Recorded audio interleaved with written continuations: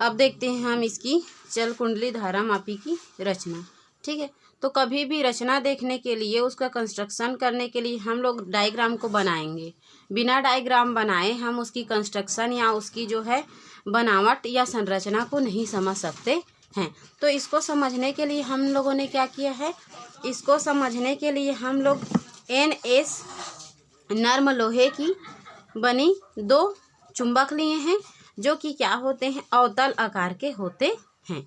जो कि कैसे होते हैं, अवतल आकार के होते हैं। ठीक है, अब ये जो NS दंड जो चल कुंडली धारा मापी लिए हैं, इसमें NS जो दंड चुंबक है, क्या है, दंड चुंबक है, जो कि नर्म लोहे की बनी हुई है। उसके बीचों बीच हम उसके ध्रुव बिंदु पर क्या कर देते हैं, कुंडली को रख देते हैं। किसको रख देते हैं, कुंडली को रख देते हैं, और उस कुंडली में नर्म लोहे से उसको लपेट दिया जाता है।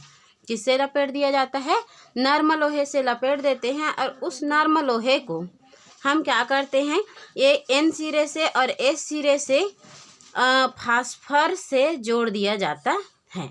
किससे जोड़ दिया जाता है, फास्फर से जोड़ दिया जाता है। और ये फास्फर क्या काम करता है, तो इसमें से ये फास्फर क्या काम करता है, इसमें से जुड़ता है। और जुड़ने के बाद यदि इसमें N और S जो चुंबक हैं, इन दोनों चुंबकों के वजह से जो विद्युत वाहक बल लगती है, तो ये उसकी स्थिति को संतुलित या जो है बल आघूर्ण के वजह से उसमें से जो कुंडली है उसको घुमाने का कार्य करती है। और ये किस पर डिपेंडेड करता है, उसके संकेतन पर। ठीक है, कि ये जो संकेतन है वो किस डायरेक्शन पर जाएगी। जैसे यहाँ से जो है, जो दंड चुंबक N है, उसमें से जो है दंड चुंबक S है, उन दोनों में से जैसे ही हम क्या करते हैं, तो इस कुंडली के लिए देखते हैं, तो दोनों से विद्युत वाहक बल उत्पन्न होती है। क्या उत्पन्न होती है, विद्युत वाहक बल। और ये जो विद्युत वाहक बल है, ये दोनों में बराबर भागों में उत्पन्न होती है, जिसके वजह से ये जो नर्म लोहे की क्रोड से लिपटी हुई कुंडली है, उसमें से क्या होने लगता है, विक्षेप आने लगता है। उसमें से क्या होने लगता है, विक्षेप होने लगता है। और उस विक्षेप के द्वारा जो है यहाँ जो संकेतन होता है, वो उसका धारा जो है, धारा का मापन होता है।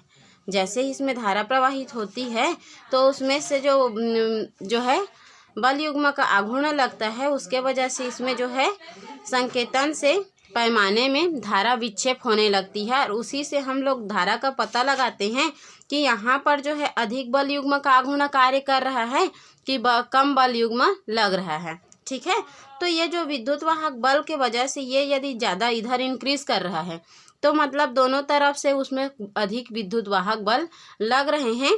यदि कम इंक्रीज कर रहा है, तो उसमें कम विद्युत वाहक बल लग रहे हैं।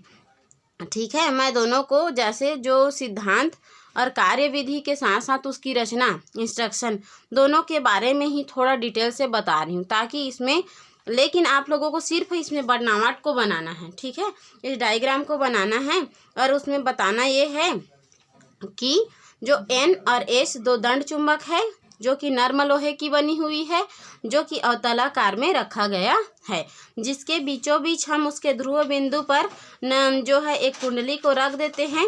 उस कुंडली में नर्म लोहे को लपेट दिया जाता है। और नर्म लोहे को लपेटने के बाद उन दोनों चुंबकों को फास्फर के साथ कनेक्ट कर देते हैं।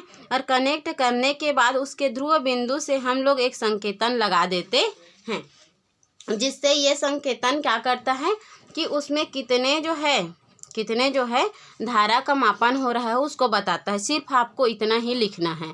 और अगला जो बताई हूँ, इसका जो वर्किंग बता रही थी, जैसा जैसा ये प्रोसेस करता है, उन सभी को हम लोग कार्य और सिद्धांत के अंतर्गत लिखेंगे।